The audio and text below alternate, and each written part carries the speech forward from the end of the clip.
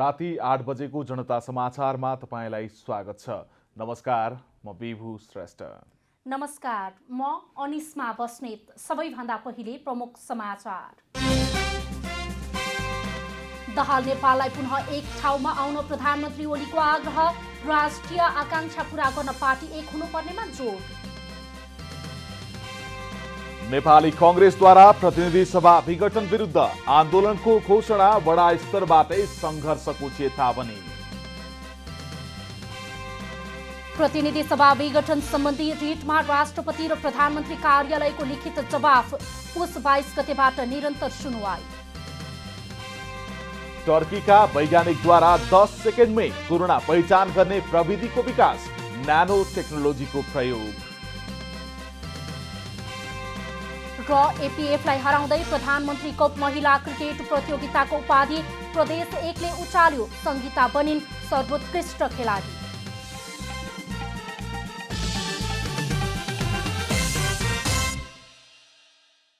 प्रधानमन्त्री केपी शर्मा ओलीले दाहाल नेपाल सचिएर आए पार्टी पुनः एक हुन सक्ने बताउनु भएको छ। प्रधानमन्त्री ओलीले राष्ट्रिय आकांक्षा पूरा गर्न सबै एक हुनुको विकल्प नरहेको समेत बताउनु भएको छ। राजधानीमा अनेरा सोभियुको कार्यकर्ता फेलामा प्रधानमन्त्री केपी शर्मा ओलीले पुष्पकमल दाहाल र माधव कुमार नेपाललाई पुनः एक ठाउँमा आउन आह्वान गर्नुभएको छ। प्रधानमन्त्री ओलीले दाहाल नेपाललाई हामी यहाँ छौँ भनेर सडकमा जानुभन्दा हामी यहीँ छौँ भनेर पार्टीमा एक हुन आग्रह गर्नुभएको हो। किन त्यो नौबत, किन त्यो अवस्थामा पुग्नुहुन्छ? आउनुहोस्, पार्टीमा आउनुहोस्, हामी फेरि यहीँ छौँ भनेर लेख्नुहोस्। हामी फेरि यहीँ आइपुग्छौँ। तपाईँहरूलाई फेरि पनि हामी गल्ती, कमजोरी र बदमासीका बावजुद 100 खत माफ। आउनुहोस्, देश बनाउने यस महाअभियानमा तपाईँहरूका स्वार्थी प्रवृत्तिहरू त्यागेर आउनुहोस्। अब प्रधानमन्त्री ओलीले तोकिएकै मितिमा निर्वाचन हुने दोहोर्याउँदै सूर्य चिन्ह आफ्नै नेतृत्वले पाउने दाबी समेत गर्नुभयो। यता ओली समूहका प्रवक्ता तथा परराष्ट्र मन्त्री प्रदीप ग्यावालीले प्रतिनिधि सभा विघटन गर्ने र चुनावमा जाने प्रधानमन्त्रीको प्रस्ताव लोकतान्त्रिक भएको तर्क गर्नुभयो। पार्टीभित्र सत्ता प्राप्तिका लागि कहिल्यै पूरा नहुने तृप्ति पलाएका कारण अहिलेको अवस्था आएको ग्यावालीको भनाइ छ। जनताले राजीनामा मागेको भए प्रधानमन्त्रीले सहजै दिनु पनि हुँदो। जनता सन्तुष्ट भए, जनतालाई चित्त नबुझाएर कुनै पनि प्रधानमन्त्री, कुनै पनि सरकारमा रहिरहने नैतिक आधार रहँदैन। तर केही नेताहरूलाई चित्त नबुझेको कारणले लोकतन्त्रलाई धरापमा पार्ने कि के गर्ने एउटा बडो जटिल प्रश्न उत्पन्न भयो। उद्योग, वाणिज्य तथा आपूर्ति मन्त्री लेखराज भट्टले पार्टीभित्र शहीद, बेपत्ता, उत्पीडित लगायतका समस्यामा पार्टी नेतृत्व कहिल्यै केन्द्रित नभएको, बरु सत्ता स्वार्थमै जोड दिँदा समस्या बढिरहेको आरोप लगाउनुभयो। ती युद्धमा घाइते भएकाहरूको बारेमा कहिले सोच्नु हो? तिनको व्यवस्थापन कसरी गर्ने? ती शहीद परिवारहरू आज पनि विचल्ली छन्, तिनको बारेमा कहिले चिन्ता गर्नुभयो उहाँले? कार्यक्रममा नेताहरूले अबको नेतृत्व युवा पुस्तामा हस्तान्तरण हुनुपर्नेमा जोड दिएका थिए। क्यामेरामा साजन थापाका साथ ऋषि खतिवडा, काठमाडौँ। नेपाल कम्युनिस्ट पार्टी नेकपा ओली र दाहाल नेपाल पक्षबीच नेतादेखि कार्यकर्ता आफ्नो पक्षमा तान्ने हुडबाजी चलेको छ। कर्णाली प्रदेशका ओली पक्षका 2 मन्त्री र 1 सांसद दाहाल नेपाल पक्षमा लाग्नु भएको छ।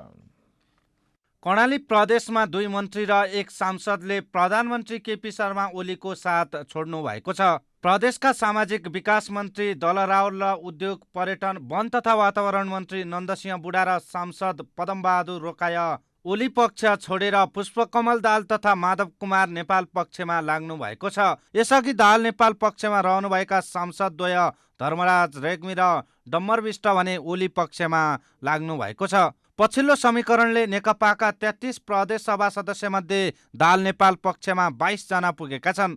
यसले मुख्यमन्त्री महेन्द्रबहादुर शाहीको सरकार सुरक्षित भएको छ। सभामुख राजबहादुर शाही सहित 11 प्रदेश सभा सदस्य ओली पक्षमा लाग्नु भएको छ। त्यति मात्र होइन, नेकपा विभाजनको असर स्थानीय सरकारमा समेत देखिएको छ। मकवानपुरको मनोहरी गाउँपालिकाका अध्यक्ष र उपाध्यक्ष पार्टीको 2 पक्षमा लाग्नु भएको छ। अध्यक्ष एकराज उप्रेती ओली पक्षमा लाग्नु भएको छ भने उपाध्यक्ष मलिना विष्ट दाल नेपाल पक्षतिर लाग्नु भएको छ। गुटकै कारण अध्यक्ष उप्रेतीले उपाध्यक्ष विष्टको राजीनामा स्वीकृत भएको जानकारी दिनुभएको छ। तर उपाध्यक्ष विष्टले भने आफूले राजीनामा नै नदिएको दावी गर्नुभएको छ। यस्तै 53 सदस्य रहेको सुदूरपश्चिम प्रदेश सभामा नेकपाका 39 जना सांसद छन्। तीमध्ये दाल नेपाल पक्षमा 30 जना सांसद छन् भने ओलीको पक्षमा 6 जना मात्र सांसद रहेका छन्।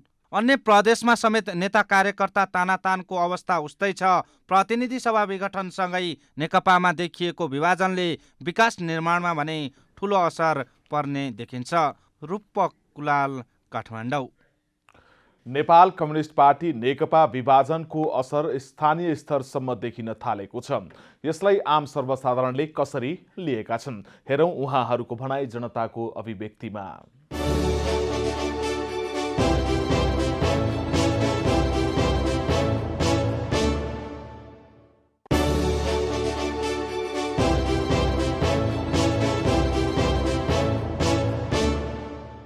अस्थिरता अराजकता फैलिने देखिन्छ। त्यो नै चाहिँ मूल रूपमा चाहिँ यो पार्टी विभाजनको कारणले गर्दाखेरि चाहिँ सरकारको दिशा चाहिँ जनताको अपेक्षा अनुसार नहुँदाखेरि देशमा अस्थिरता फैलिने देखिन्छ। कसैले नसोचेको दुर्भाग्य दुर्घटना यो देशमा हुन सक्छ, मैले त्यो देख्छु। त्यसकारण यो तुरुन्तै चाहिँ यो देशलाई चेनमा ल्याउनुपर्छ। जनप्रतिनिधिविहीन सङ्घीय सरकार हुनु हुँदैन हैन। स्थानीय र प्रदेशमा जो छ त्यसलाई अलि तीव्र रूपमा अगाडि बढाउनुपर्छ। देशमा विभिन्न किसिमका उद्योग धन्दा कल कारखानाहरू चाहिँ नखोलाइकन उहाँहरूले जो समाजवादको कल्पना गर्नुभएको छ त्यो कल्पनामा हामी पुग्न सक्दैनौँ र यसको अब हामीले चाहिँ बहस र छलफल गरेर नयाँ खोजतिर हामी जानुपर्छ। तर युवाहरू त्यो नयाँ खोजतिर नगएर एउटा पार्टीको गोठ एउटा पदको पछि लागेको देख्दा म चाहिँ अत्यन्तै दुखित छु। पछिल्लो चरण जुन खालको ध्रुवीकरण छ त्यो युवा पुस्ताको दृष्टिकोणको आधारमा र हामी जस्ता सचेत युवाहरूले बुझ्ने आधारमा के कुराको पुष्टि हुन्छ भने यहाँ फेरि पनि अहिले पनि एउटा चाहिँ राष्ट्रको हितका पक्षमा, स्वाधीनताका पक्षमा, नेपाली जनताको स्वाभिमानका पक्षमा एउटा ध्रुवीकृत भइरहेको देखिन्छ। अर्को राष्ट्रको अहितका विरुद्धमा, जनताका अहितका विरुद्धमा जनताले जुन खालको म्यान्डेट दिएका थियो त्यो म्यान्डेटलाई चाहिँ दुरुपयोग गर्नेहरूको उसमा चाहिँ कित्ताकाट भएको देखिन्छ। हाम्रो देशमा बिस्तारै विकासले चाहिँ गति लिइरहेको थियो। अब यसले गर्दाखेरि हाम्रा राष्ट्रिय गौरवका आयोजनादेखि लगेर हाम्रो नेपाली जनताको एउटा स्तर नै अझ धेरै पछाडि पर्दै जान्छ क्या। गरिबी त्यस्तै हुन्छ होइन।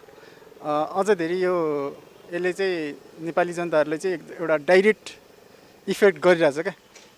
थोरै भए पनि अलिकति जनताहरूमा चाहिँ एउटा पोजिटिभ भाइब्स आइरहेको थियो होइन।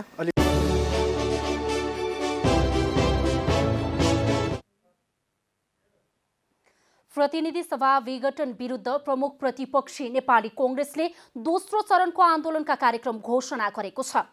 कांग्रेस आन्दोलनमा नै रहने निष्कर्ष निकाल्दै नयाँ कार्यक्रम सार्वजनिक गरिएको हो।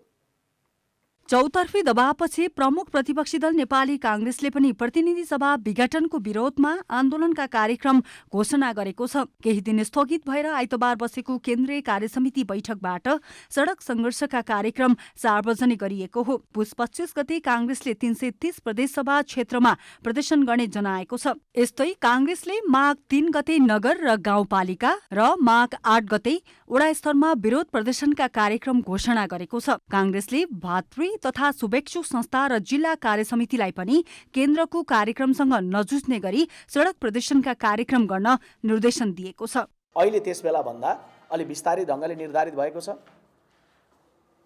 प्रदेश निर्वाचन क्षेत्रमा पनि 753 गाउँ नगरपालिका पनि 6743 वडामा पनि र सँगैमा त्यसदेखि बाहेक पार्टीका जिल्ला कार्य समितिहरूले आफ्नो स्थिति र आवश्यकता बमोजिम प्रदर्शनका कार्यक्रमहरू थप कार्यक्रम निर्धारण गर्न सक्ने र पार्टीका भातृ र शुभेच्छुक संस्थाहरूले पनि जिल्लाहरूसँगको समन्वयमा रहेर भातृ र शुभेच्छुक संस्थाहरूले पनि विरोधका प्रदर्शनका कार्यक्रमहरू गर्ने गरी हामीले निर्णय गरेका छौँ।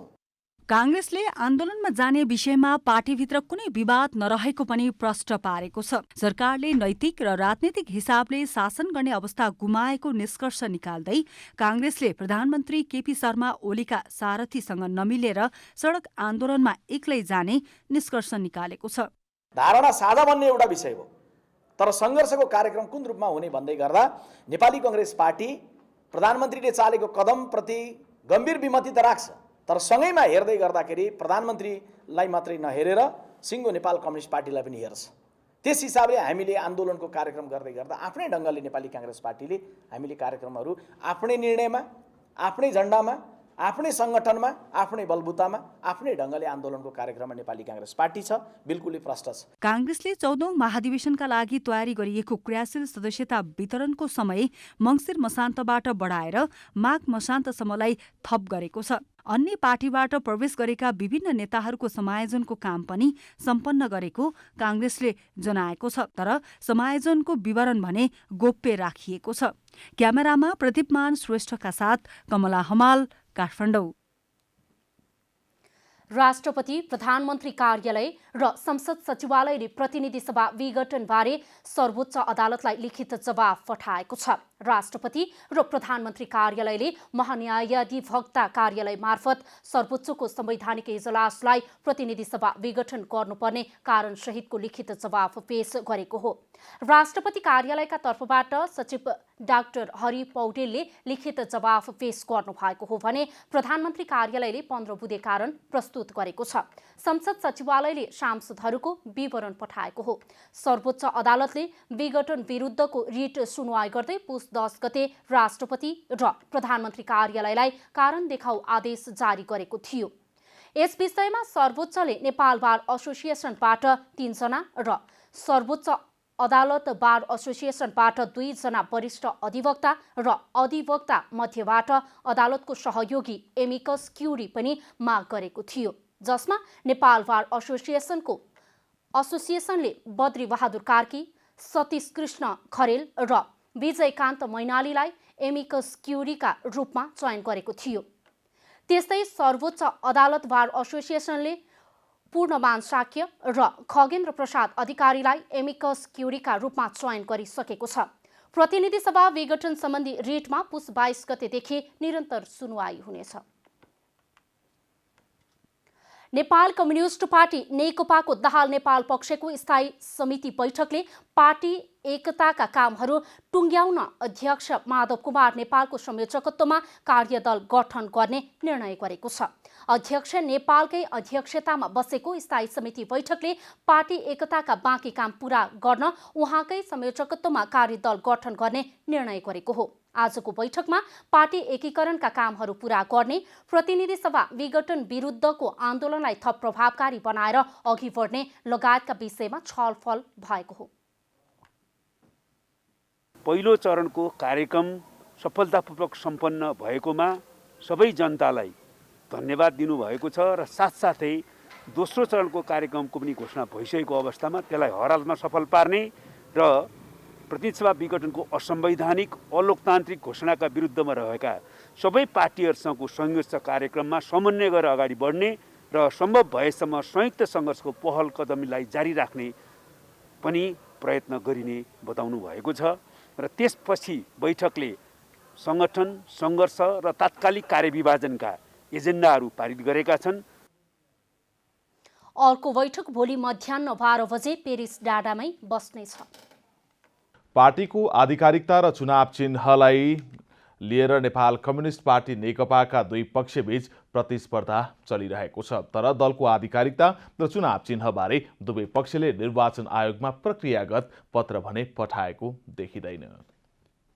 प्रतिनिधि सभा विघटनसँगै प्रधानमन्त्री केपी शर्मा ओली र पुष्पकमल दाहाल माधव कुमार नेपाल पक्षको रूपमा दुई कित्तामा रहेका नेपाल कम्युनिस्ट पार्टी नेकपामा यतिखेर पार्टीको आधिकारिकता र चुनाव चिन्हको लागि तछाड मछाड भइरहेको छ। प्रधानमन्त्री ओली पक्षले आधिकारिक नेकपा आफ्नो पक्षमा दाबी गर्दै सूर्य चिन्ह आफ्नै हुने तर्क गरेको छ भने दाहाल नेपाल पक्षले पनि केन्द्रीय सदस्यको बहुमत समेत आफ्नो पक्षमा रहेको बताउँदै पार्टीको आधिकारिकता र चुनाव चिन्ह आफूहरूकै भएको दाबी गरेको छ। यो नेपाल कम्युनिस्ट पार्टी नेकपा, यो माओवादी केन्द्र पनि हुँदैन, एमाले पनि हुँदैन, भ्रम नपाल्नु होला। यो नेपाल कम्युनिस्ट पार्टी नेकपा नै हुन्छ। यो नेकपा केपी ओलीले नेतृत्व गरेको नेकपा हुन्छ। यो सूर्य चिन्ह अन्त कहीँ होइन, केपी ओलीले नेतृत्व गरेको नेकपाले पाउँछ। यो चिन्ह हामी निर्वाचन आयोगलाई भन्दैछौँ कि यो झन्डा, यो चिन्ह, यो नेकपाको चिन्ह हो, तपाईँहरूले तलमाथि गरेर पाउनुहुन्न।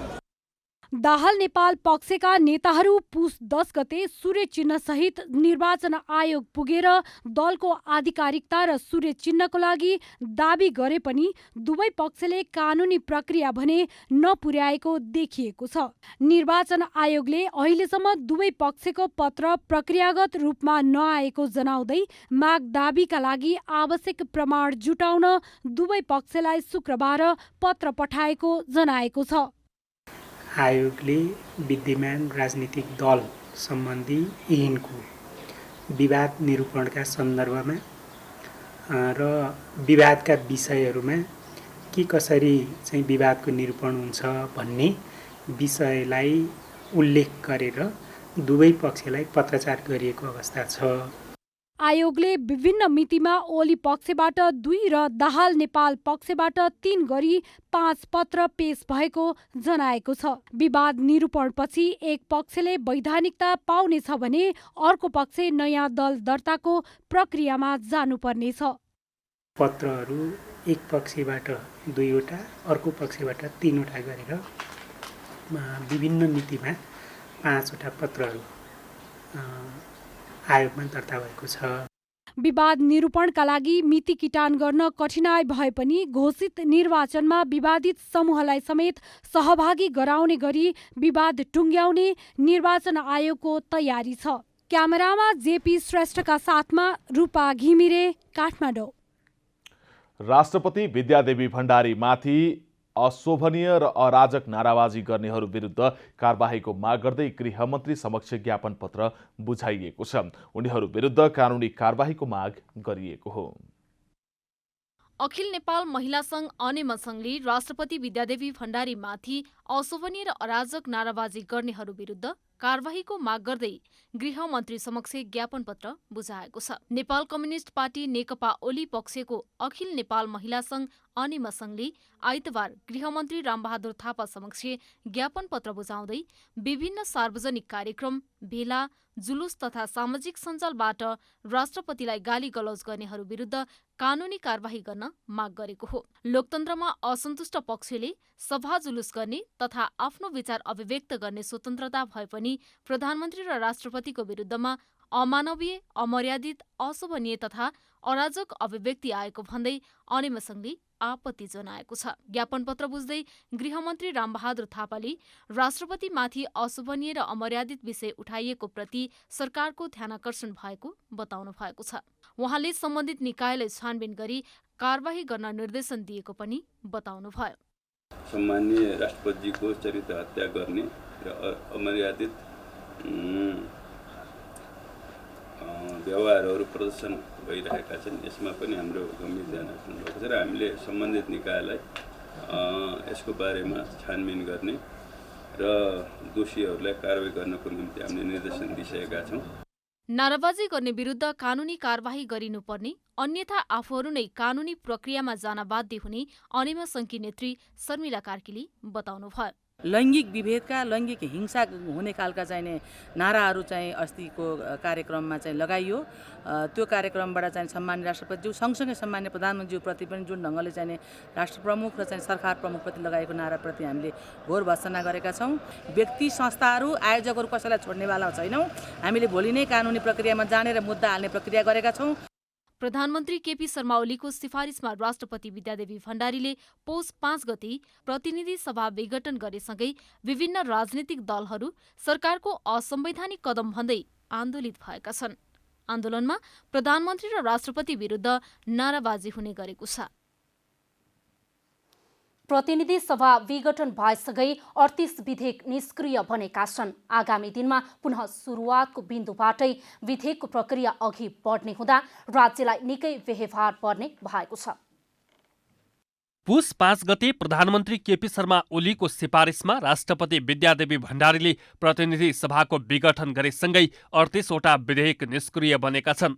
विघटनले मेहनत त खेर गएको छ नै, आगामी दिनमा यी विधेयकहरूलाई पुनः सुरुवातकै बिन्दुबाट सुरु गर्नुपर्ने हुँदा कानून बन्न पनि ढिलो हुने निश्चित भएको छ। प्रतिनिधि सभामा दर्ता भई वितरण भएका 5 वटा गैर सरकारी सहित 12 वटा विधेयक, सभामा प्रस्तुत मात्रै भएका 4 वटा विधेयक, राष्ट्रिय सभाबाट सन्देश पठाएर प्रतिनिधि सभामा टेबुल भएका 4 विधेयक, राष्ट्रिय सभाको सन्देशमाथि विचार गर्न बाँकी 2 वटा विधेयक, प्रतिनिधि सभाका विभिन्न समितिमा विचाराधीन 10 वटा विधेयक, प्रतिनिधि सभाका समितिका प्रतिवेदन हाउसमा पेश भएका 5 वटा विधेयक गरी जम्मा 37 वटा विधेयक प्रतिनिधि सभामा विचाराधीन अवस्थामा रहेका थिए। त्यस्तै प्रतिनिधि सभाले सन्देशसहित राष्ट्रिय सभामा एउटा विधेयक पठाएको थियो।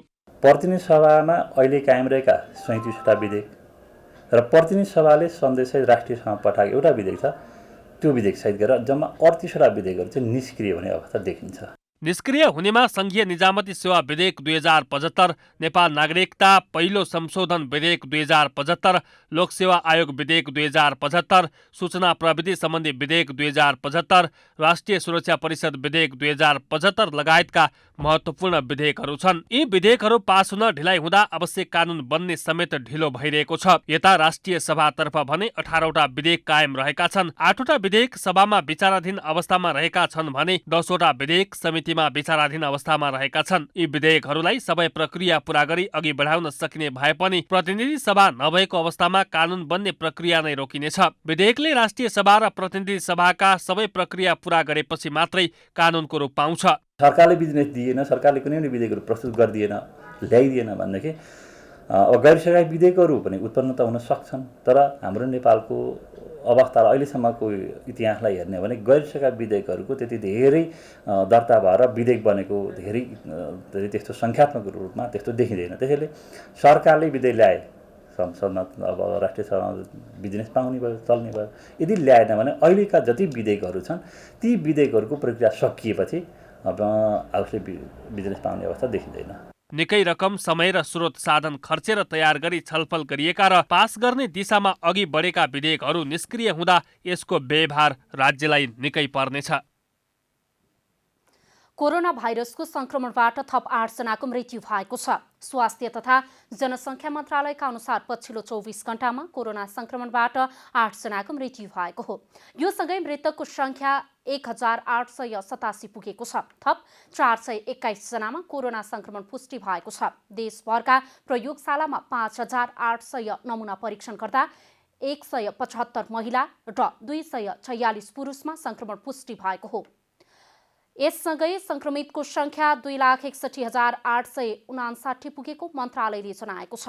हालसम्म 2,54,494 उपचारपछि निको भएका छन् भने देशभर 5,487 जना उपचाररत रहेका छन्। उनीहरूमध्ये 1,966 जना होम आइसोलेसनमा छन् भने 179 जनाको आइसियु र 35 जनाको भेन्टिलेटरमा उपचार भइरहेको छ। अब आर्थिक समाचार। आर्थिक समाचारका साथमा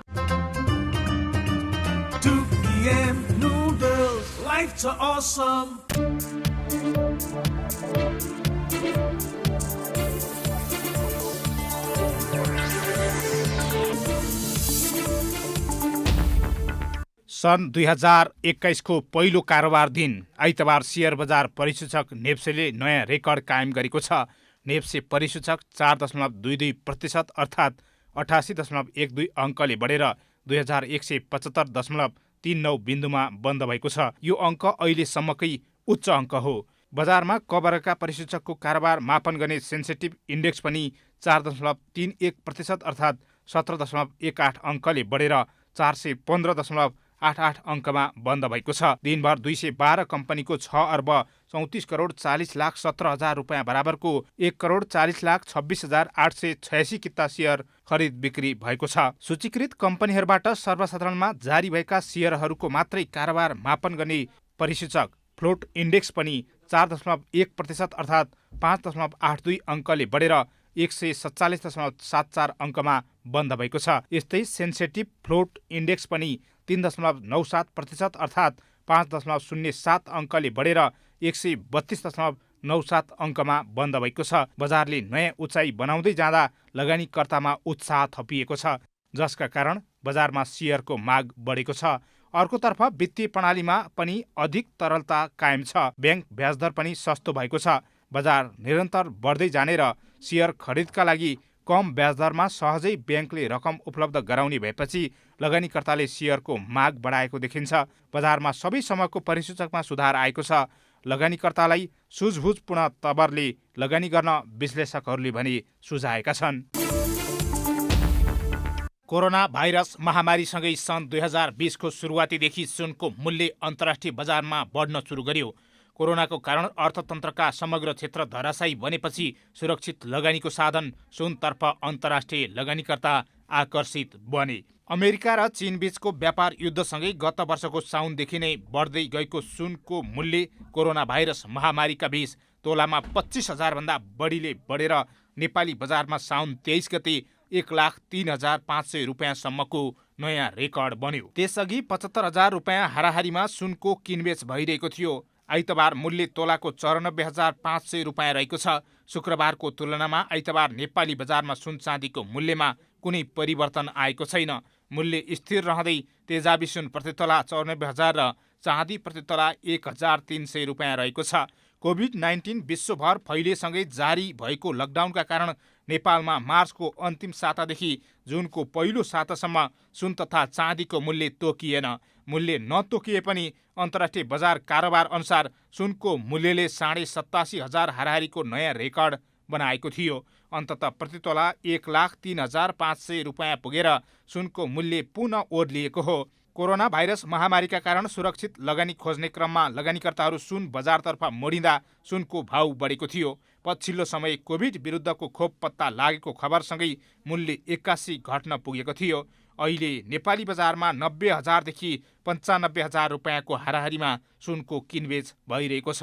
यता सन् 2020 को अगस्त 11 मा चाँदीको मूल्यले पनि तोलाको 1,435 रुपियाँमा खरिद बिक्री भएर नयाँ रेकर्ड बनायो। अन्तर्राष्ट्रिय बजारमा कोरोना भाइरसको महामारीका कारण लगानीकर्ताले लगानी सुरक्षित गर्ने उपयुक्त क्षेत्र एवं विकल्पका रूपमा सुन चाँदी बजारलाई माने र सोही अनुरूप मूल्य वृद्धि भइरह्यो। मूल्य बढेपछि नेपाली सुन चाँदी बजारमा भने व्यापार हुन सकेन।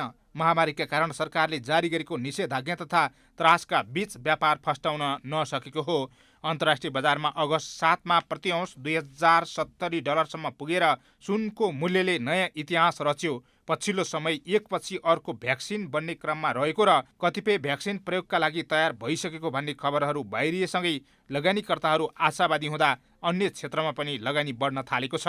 सन् 2021 मा सुनको मूल्य घट्ने विश्लेषकहरूको अनुमान छ।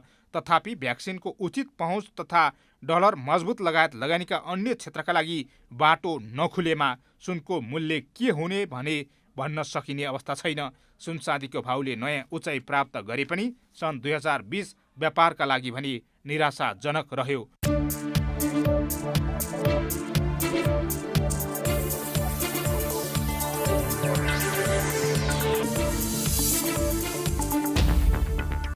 अब खेलकुद समाचार।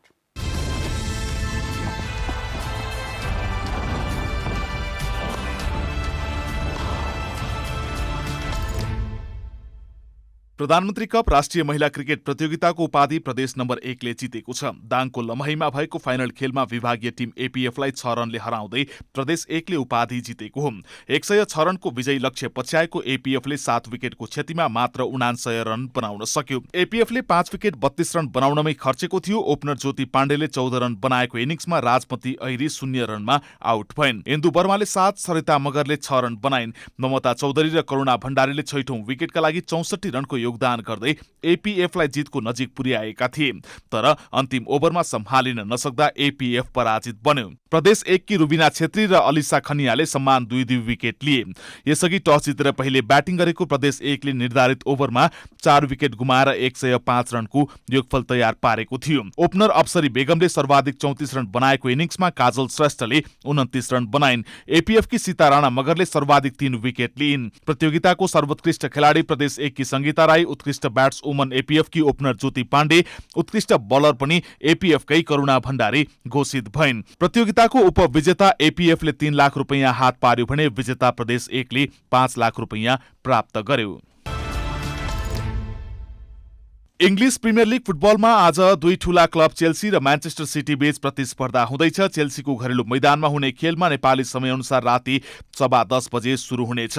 स्ट्यामफोर्ड ब्रिजमा चेल्सी र सिटी जित निकाल्ने लक्ष्यसहित मैदान उत्रनेछन्। घरेलु टिम चेल्सी सिटीलाई हराएर शीर्ष 5 मा उक्लन चाहन्छ। चेल्सी 26 अङ्क जोडेर लिगको 6औं स्थानमा रहेको छ। सिटी पनि चेल्सीलाई हराएर शीर्ष 5 भित्र उक्लन चाहन्छ। सिटी 26 अङ्क जोडेर तालिकाको 8औं स्थानमा रहेको छ, तर चेल्सी विरुद्ध सिटीका 5 मुख्य खेलाडी खेल्ने छैनन्। ग्याब्रियल जिजस र केली वाल्कर सहित 5 खेलाडी चेल्सी विरुद्ध खेल्ने छैनन्। कोरोना पोजिटिभ देखिएपछि उनीहरू सेल्फ आइसोलेसनमा बसेको बताइएको छ। प्रिमियर लिग अन्तर्गत नै अर्को खेलमा लेस्टर सिटीले न्युकासल युनाइटेडसँग खेल्नेछ।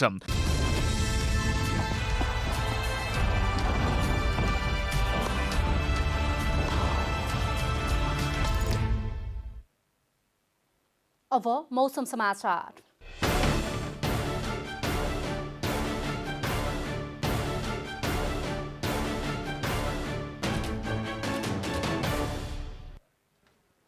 हाल देशभरको मौसम आंशिकदेखि सामान्य बदलिरही सुदूरपश्चिम प्रदेश, कर्णाली प्रदेश, गण्डकी प्रदेशका उच्च हिमाली भूभागमा हल्कादेखि मध्यम हिमपात भएको छ।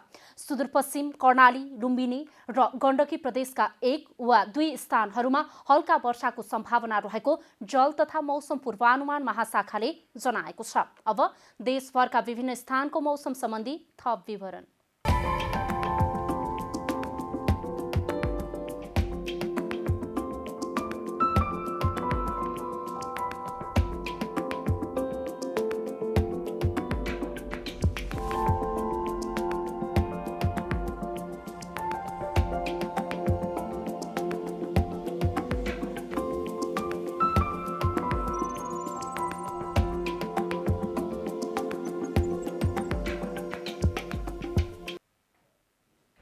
अन्त्यमा आजको डायरी।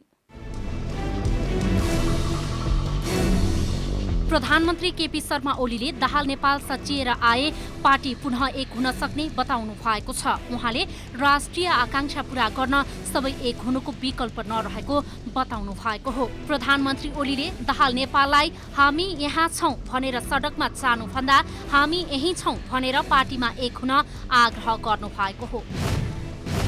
प्रतिनिधि सभा विघटन विरुद्ध नेपाली कांग्रेसले दोस्रो चरणको आन्दोलनका कार्यक्रम घोषणा गरेको छ। पुस 25 गते कांग्रेसले 330 प्रदेश सभा क्षेत्रमा प्रदर्शन गर्ने जनाएको छ। त्यस्तै कांग्रेसले माघ 3 गते नगर र गाउँपालिका, त्यस्तै माघ 8 गते वडा स्तरमा विरोध प्रदर्शनका कार्यक्रम घोषणा गरेको छ। प्रतिनिधि सभा विघटनबारे राष्ट्रपतिको कार्यालय, प्रधानमन्त्री केपी शर्मा ओली र संघीय संसद सचिवालयले सर्वोच्च अदालतमा लिखित जवाब पेश गरेका छन्। आइतबार तीनै निकायले प्रतिनिधि सभा विघटनबारे सर्वोच्चमा पेश गरेको लिखित जवाब दर्ता भएको सर्वोच्चले जानकारी दिएको हो। टर्कीको विल्केन्ड विश्वविद्यालयका वैज्ञानिकले 10 सेकेन्डमै कोरोना पोजिटिभ बिरामीका पहिचान गर्न सक्ने नयाँ प्रविधिको विकास गरेका छन्। विल्केन्ड विश्वविद्यालयका शोधकर्ताले यस डायग्नोस्टिक किटलाई डायग्नोभिड नाम दिएका छन्। प्रधानमन्त्री कप राष्ट्रिय महिला क्रिकेट प्रतियोगिताको उपाधि प्रदेश नम्बर 1 ले जितेको छ। दाङको लमहीमा भएको फाइनल खेलमा विभागीय टिम एपीएफलाई 6 रनले हराउँदै प्रदेश 1 ले उपाधि जितेको हो। 106 रनको विजय लक्ष्य पछ्याएको एपीएफले 7 विकेटको क्षतिमा मात्र 79 रन बनाउन सक्यो।